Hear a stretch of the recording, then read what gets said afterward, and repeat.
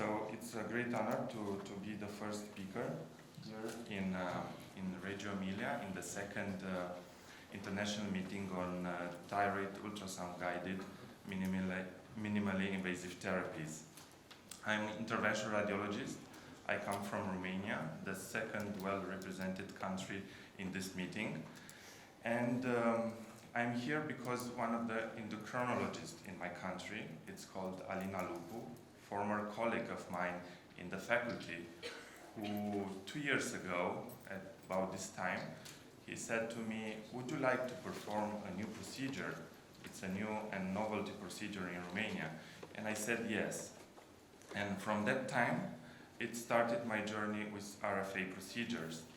So last year, in 8th of May, I arrived here for the first time, and I joined the first course for RFA trainees in Dr. Varkavi's facility, and it was a real pleasure for 1 week to join him, to be every day with him, with patients, procedures, and not only that.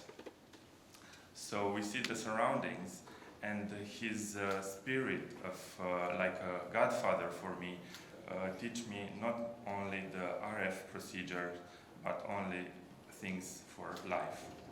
He's a very, very good mentor, and I really thank him for this.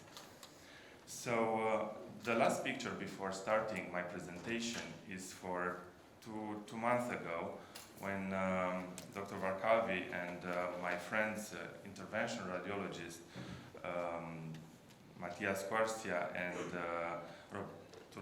Giovanni Tortolici from Genoa, joined me in the first Romanian symposium on RF ablation procedures in Laşi, which was a real success at that time. And I want to thank them for helping me in doing this presentation. So, from my point of view, to perform ultrasound-guided procedures, there are some minimum requirements. First of all, a good, high-quality ultrasound system with thyroid-dedicated protocol. And also, manual skills and coordination between hands and eyes. And not at least, the final for me is very important to get tips and tricks from the others. The short introduction says that US minimally guided invasive procedures such as thermal ablation, radiofrequency ablation, and laser ablation, as well as selective nerve block, have been introduced for many years with good results. The ultrasound-guided core needle biopsy had also been widely applied in the diagnosis of thyroid nodules and neck tumors, including lymph nodes, to replace conventional fine needle aspiration. The establishment of US-based anatomy is necessary to maximize the efficiency and minimize the complication of US-guided procedures of the neck. All of you are familiar with the structures and anatomical structure, but as the first presentation, I have to remind them as muscles, vessels, nerves, bones, and cartilages, trachea, esophagus, salivary glands, thyroid, parathyroid are our focus in this procedure. The thyroid gland, the butterfly-shaped organ composed of two lobes, left and right, connected by a narrow issue band called isthmus. It's small, 25 grams in adults, with each lobe being about 5 centimeters long, 3 centimeters wide, and 2 centimeters thick, and the isthmus is about 1.25 in height and width. The parathyroid glands are the small endocrine glands in the neck of humans. There are 4 located on the back of the thyroid gland and variable locations. The parathyroid glands share a similar blood supply, venous drainage, and lymphatic drainage to the thyroid gland. The esophagus and trachea is trachea is located behind the thyroid gland. The cervical esophagus is usually seen at the left side of the trachea as a multi-layer tubular structure. The esophagus and trachea can be damaged unfortunately, during minimally invasive treatment such as RF ablation. To remember some data about muscle structures, it's important the knowledge of their location and relationship to small vascular structure for a safe procedure, because many structures are not visible on ultrasound. There are three groups, the anterior, lateral, and posterior neck muscles. Speaking about vascular structures, it's important to know that it has thyroid, very rich blood supply from the superior, inferior, and some small inferior thyroid arteries. The venous drainage is made by the superior, medial, and the inferior thyroid veins. Speaking about the complication that can occur during the procedures, biopsy or minimally invasive treatment or nerve block, hematoma is one of them and can be controlled by the simple compression for 15 to 20 minutes, or if complicated, it needs surgery sometimes. Especially attention should be made to the inferior thyroid vessels, because hematoma is near to mediastinum. It's more harder to make compression at that place. The nervous structures, the normal peripheral nerves can usually be demonstrated with high resolution ultrasound, but small nerves are difficult to see. The nerve is usually seen as a honeycomb or reticular pattern with hypoechoic rounded fascicles surrounded by hyperechoic epineurium. On longitudinal scan, the nerve is seen as a straight pattern with several parallel echogenic lines of its internal structure. Why it's important to know the nerve location? Because it has also variation, and it's important to differentiate a neurogenic tumor from a metastatic lymph and preventing the nerve injuries. We'll talk more in the next slides. The intraprocedural nerve injury results in various symptoms ranging from purely transient to permanent that depend on the severity and duration of the injury.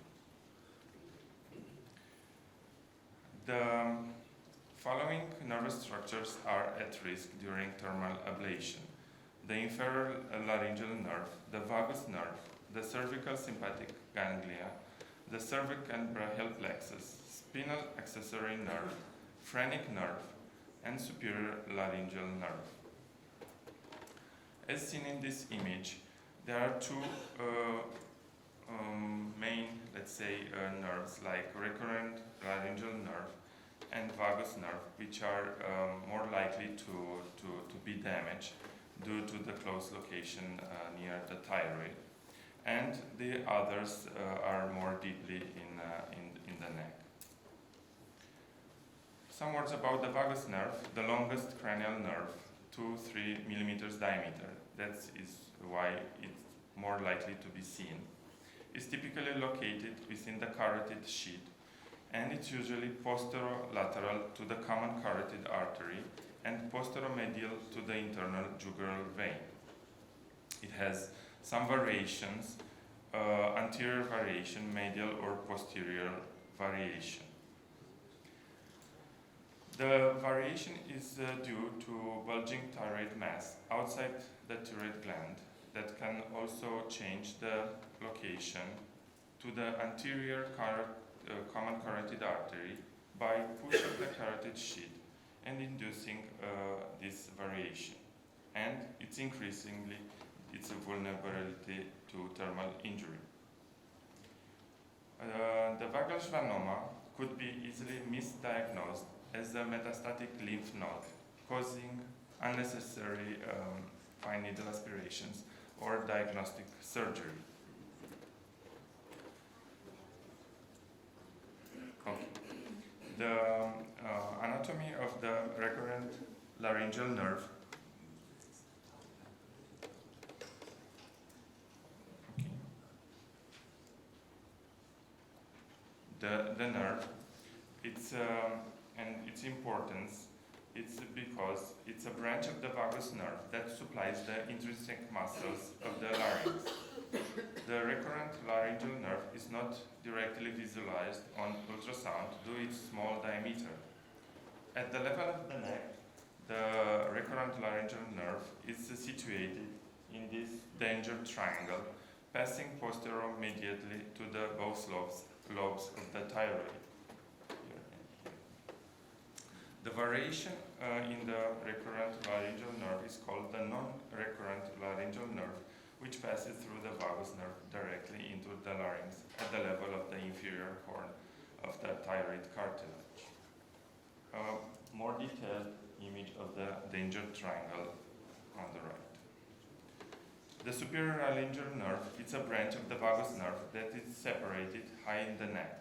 It's also not visible on the ultrasound. Its location could be expected near the superior thyroid artery and vein at the superior aspect of the thyroid gland.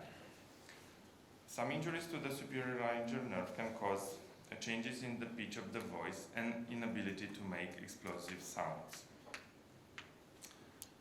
About the injuries in vagus nerve, we have to remind about the arrhythmia, dyspnea, nausea, and hiccups.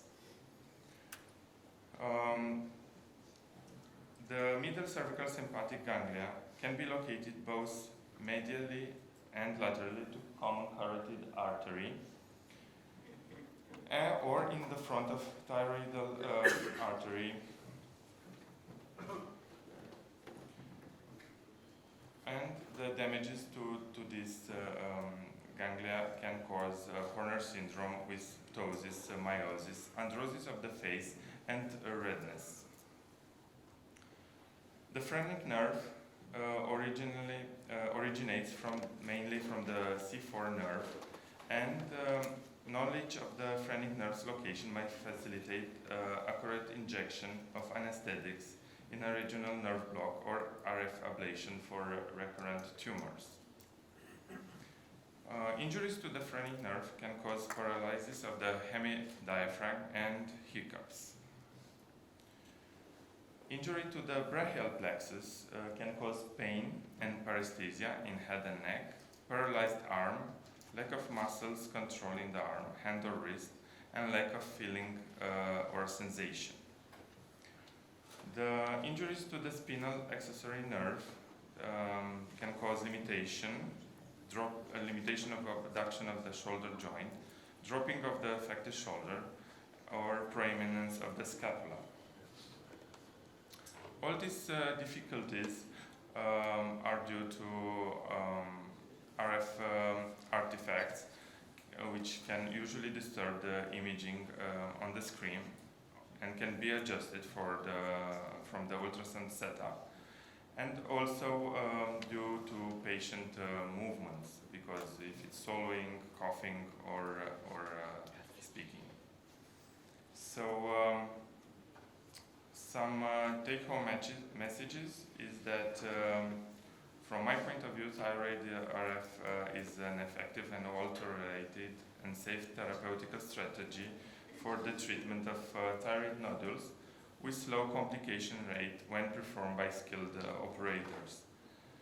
And knowledge of US-based neck anatomy and its clinical significance is essential for a safe and effective US-guided procedure. Once again, I want a big thank you to Dr. Balcavi, and I hope I am at his expected hopes.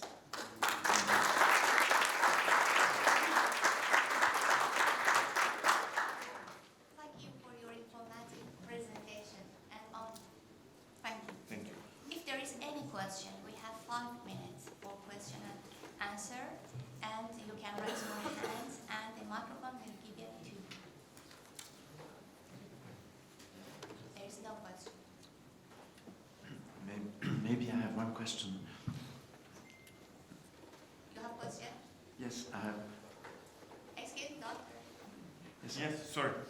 I have one question just about the size of the thyroid. You said 25 grams. I think it's a bit more than what I use 18 for women and 5 to 25 for men. Okay. While I know that it's different In, according to the iodine status of the country, okay. could you comment about this? As a radiologist, I just take some data. I don't know exactly the data in Romania about the size and the grams, but it should be interesting if one of my colleagues, endocrinologist colleagues from Romania, can comment on this and can help you. There are any from the 23? There is another question. I'm Omar from Amman, Jordan, endocrinologist. How you can differentiate between a adenoma and a lymph node in just by ultrasound without doing any FNAs or other procedures? What's the features of each one and the differences? The differences is in vascularization and in the position of the schwannoma near the nervous sheath.